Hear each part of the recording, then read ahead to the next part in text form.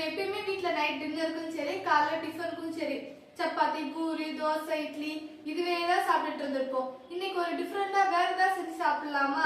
இன்னைக்கு நம்ம என்ன செய்ய போறோம்னா ஆலு பரோட்டா தான் செய்ய போறோம். இந்த ஆலு பரோட்டா எப்படி செய்யறதுன்னு பார்க்கலாமா? வாங்க ஃப்ரெண்ட்ஸ், வீடியோக்குள்ள போலாம். இன்றைக்கி நம்ம என்ன பார்க்க போகிறோம்னா ஆலு பரோட்டா தான் பார்க்க போகிறோம். அது ஃபஸ்ட்டு கோதுமை மாவு போட்டுக்கோங்க. உங்களுக்கு தேவையான அளவு கோதுமை மாவு போட்டுக்கோங்க.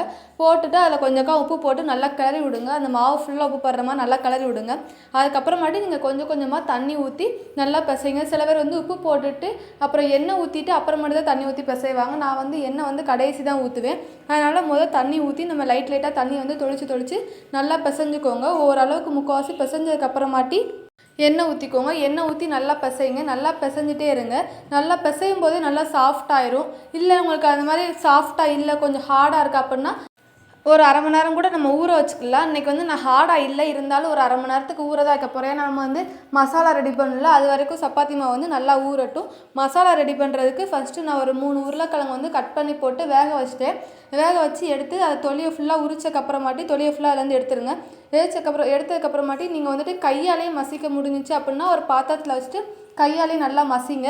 இல்லை கையால் மசிக்க முடியாது அப்படின்னா இந்த உருளைக்கிழங்கு மசிக்கிறது இருக்கு இல்லையா, அதை வச்சு கூட நீங்கள் நல்லா மசிச்சுக்கலாம். நல்லா மசிச்சக்கப்புறமாட்டி வெங்காயம் குட்டி குட்டியாக கட் பண்ணிக்கோங்க. ஏன்னா பெருசு பெருசாக கட் பண்ணால் தேய்க்கும் போது ஒரு மாதிரியாக இருக்கும். அதனால் குட்டி குட்டியாக கட் பண்ணிக்கோங்க. கொத்தமல்லி இலை, உப்பு, அது கூட போட வேண்டிய பொடி எல்லாம் என்னென்னா வத்தப்பொடி, மஞ்சள் பொடி, அப்புறம் கறி மசால் பொடி, மல்லிப்பொடி, இந்த பொடியெல்லாம் போட்டுக்கோங்க. போட்டுட்டு நல்லா உருளைக்கிழங்கு ஃபுல்லாக நல்லா பிசையுங்க. நம்ம போட்டிருக்க மசாலா அப்புறம் வெங்காயம் கொத்தமல்லி இலை எல்லாமே போட்டிருக்க மசாலா பொடி எல்லாமே உருளைக்கிழங்குல நல்லா சேரணும். அதனால் நல்லா பிசைஞ்சுக்கோங்க. அடியிலெல்லாம் ஒட்டி இருக்கும் உருளைக்கிழங்கு, அது எல்லாமே எடுத்து நல்லா பிசைஞ்சுக்கோங்க. பிசைஞ்சக்கப்புறமாட்டி நம்ம சப்பாத்திக்கு மாவு ரெடி பண்ணியிருக்கோம் இல்லையா, அதை எடுத்து பாருங்கள். அப்போ உங்களுக்கு சாஃப்டாக இருக்கும். ஒருவேளை அப்போயே சாஃப்ட் ஆகலை அப்படின்னா நீங்கள் சப்பாத்தி கட்டையில் அந்த சப்பாத்தி மாவை வச்சு தேய்க்கிற கட்டை இருக்கும் இல்லையா, அதை வச்சு நல்லா அடிங்க.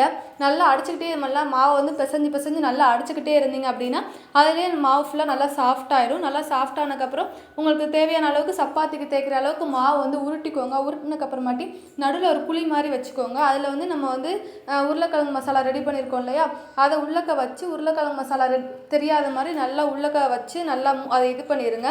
அப்புறமாட்டி நல்லா ஃபுல்லாக மாவு நிறையா போட்டுக்கோங்க. சப்பாத்தி தேய்க்கிறதுல மாவு நிறையா போட்டுக்கோங்க. போட்டக்கப்புறமாட்டி அதை நல்லா தேய்ச்சிட்டே இருங்க. திருப்பி திருப்பி போட்டு தேய்ங்க. அந்த கோதுமை மாவு நல்லா மேலே தூவி தூவி நல்லா தேய்ங்க. தேய்ச்சக்கப்புறமாட்டி ஸ்டவ்வை ஆன் பண்ணிக்கோங்க. ஒரு தோசைக்கல் வச்சுக்கோங்க. தோசைக்கல் நல்லா ஹீட் ஆனக்கப்புறமாட்டி அதை நம்ம தேய்ச்சி வச்சுருக்க சப்பாத்தி இருக்குல்லையே அதை அப்படியே அதில் போட்டுருங்க. போட்டக்கப்புறம் ஒரு 2 சைடு நல்லா பிரட்டி விட்டக்கப்புறமாட்டி எண்ணெயை நல்லா மேலே ஊற்றி விடுங்க. சுற்றி ஊற்றிட்டு மேலெல்லாம் ஃபுல்லாக தலை விடுங்க. அப்புறமாட்டி திருப்பி போட்டும் அதே மாதிரி மேலே ஃபுல்லாக எண்ணெயை தலை விட்டு நல்லா சுற்றி ஊற்றுங்க. சாஃப்டாக கிடைக்கும். அவ்வளோதான் ஃப்ரெண்ட்ஸ், ஆலு பரோட்டா ரெடி. உங்களுக்கு இந்த வீடியோ பிடிச்சிருந்துச்சுன்னா லைக் பண்ணுங்க, சப்ஸ்கிரைப் பண்ணுங்க, கூட உள்ள பெல் ஐகானையும் கிளிக் பண்ணுங்க. நீங்களும் இதே மாதிரி ஆலு பரோட்டா செஞ்சு உங்க வீட்டில் உள்ள குட்டீஸ்க்கு எல்லாம் கொடுத்து பாருங்க. அவங்க என்ன ரிப்ளை பண்றாங்க, அவங்க எப்படிலாம் சாப்பிட்றாங்கிறத நீங்க கமெண்ட் பண்ணுங்க ஃப்ரெண்ட்ஸ். தேங்க்யூ.